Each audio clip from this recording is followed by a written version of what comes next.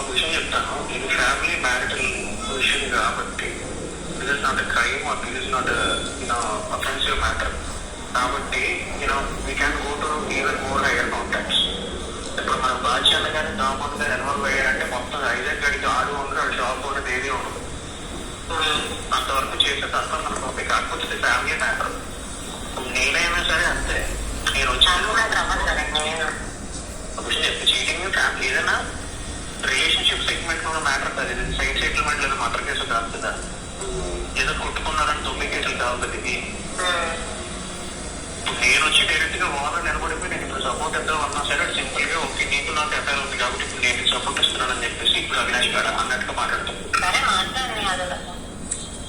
మీకు చెప్తుంది అదే. ఇప్పుడు బేసిక్ ఏంటంటే మనం అంత ఫస్ట్ ఆఫ్ ఆల్ స్కోప్ ఇవ్వకూడదు. ఫస్ట్ ఆఫ్ ఆల్ మనం అంత స్కోప్ ఇవ్వకూడదు. స్కోప్ ఇవ్వకుండా తర్వాత ఏం చేయాలంటే సింపుల్ గా సిబి దగ్గర వెళ్ళాడు కాబట్టి నువ్వు సిబి దగ్గర లెటర్ పెట్టి ఇప్పుడు రేపు పొద్దున్నాడు వచ్చి సిఏ వచ్చి సిబి దగ్గర నుంచి నేను ఆల్రెడీ లెటర్ పెట్టుకున్నానని చెప్పి అంటే నేను పెట్టాను. సరే నువ్వు వెళ్తావు నేనే వెళ్తాను, నువ్వు వెళ్తావు నేనే వెళ్తాను, నువ్వు కోర్టుకి వెళ్తావా సరే కోర్టుకి వెళ్ళిన తర్వాత నేను నిన్నైతే వదలను. అలా ఉంటాను నీ వర్షం. నువ్వు కోర్టుకి నువ్వు సింపుల్ గా 41 CRPC తీసుకుని నువ్వు బయటకి వెళ్ళిపోతాను అనుకుంటాను. నేను నేను వదలను. ఇవే మాట్లాడాలి. నువ్వు కోర్టుకి వెళ్తే అక్కడికి వెళ్తే వెళ్ళి నన్ను లోపల వేస్తారా మహా అయితే 15 days మళ్ళీ బయటకు వస్తాను. నేను మాత్రం వదలు నా కొడతా. ఇదే నీకు అడ్డుమే కునుకు లేకుండా చేస్తాను. నువ్వు తెలుపుతూ సంతోషంగా ఎలా ఉంటావు నేను చూస్తాను. మాట్లాడలేవా మాత్రం నువ్వు ఎందుకు చేయదు?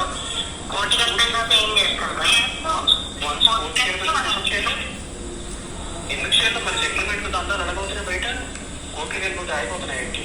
నువ్వు అదే చెప్తావు. ఇప్పుడు ఏ కాన్సెప్ట్ లో ఉంటాడంటే కోర్టుకి వెళ్తే దానికి టైం నాకు అట్లీస్ట్ లోకల్కి తీర్చడానికి మినిమం 6 months టైం పడుతుంది. సో ఈ లోపే నేను మొత్తం చదివించుకుంటానని అనుకుంటాడు. ఆడు కూడా అదే కాన్సెప్ట్ లో ఉంటాడు.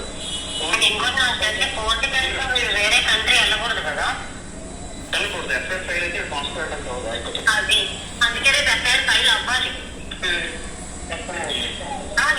చెప్తాను చూడు,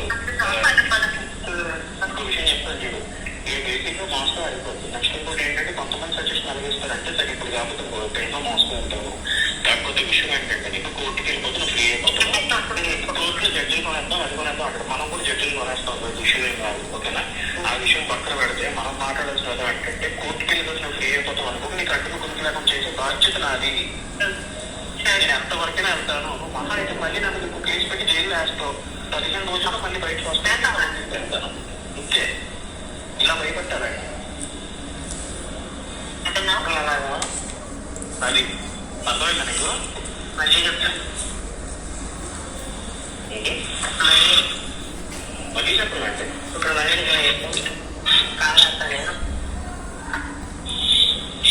వాడు సింపుల్ గా కోర్టుకి వెళ్తే 41 CRPC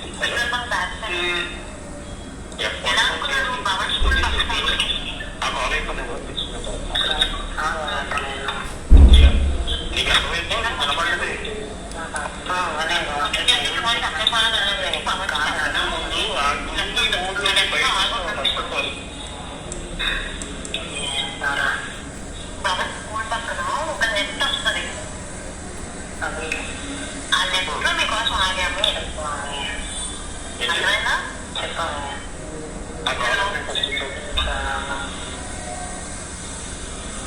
చాలా మంది ఉన్నారు.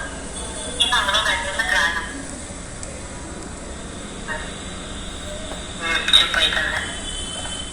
సింపుల్ గా నేను చెప్తున్నప్పుడు ఏంటంటే ఆడు 41 CRPC తీసుకొని 3 months టైం దొరుకుతుంది అన్నట్టుగా ఉంటాడు. ఎవరైనా అలాగే ఉంటాడు. కాకపోతే dealing with normal person that's the process of it actually goes. But once if we enter into the situation it won't be its war with normal person. ఒకటే చెప్తావు నువ్వు సింపుల్ గా 41 CRPC తీసుకొని తప్పించేసుకుని వెళ్ళిపోతానైతే అనుకోకు. కోర్టుకి వెళ్ళినా ఎక్కడికి వెళ్ళినా నీకు అడ్డుగా పునర్గ్రామం చేసే బాధ్యత నాది. నేను చేయాల్సిన డిస్ట్రక్షన్ నేను చేస్తాను. మహా అయితే నాకు నువ్వు కేసు పెడతావు, జైలు వేస్తారు, మళ్ళీ 15 రోజులు బయటకు వచ్చేస్తాను. నీకు ఎలాగైతే బెయిల్ ఇచ్చిన నాకు కూడా అలాగే బెయిల్ ఇస్తారు. నీకు మాత్రం దొరికించుకోవడం నా కొరక. ఇది నీ వెర్షన్. ఇదే నీ వెర్షన్. ఒక ఆడపిల్ల అంత గట్టిగా మాట్లాడిందంటే ఎంత ఊరికైనా వచ్చే పడిపోతుంది. సొసైటీలో ఉన్నాడు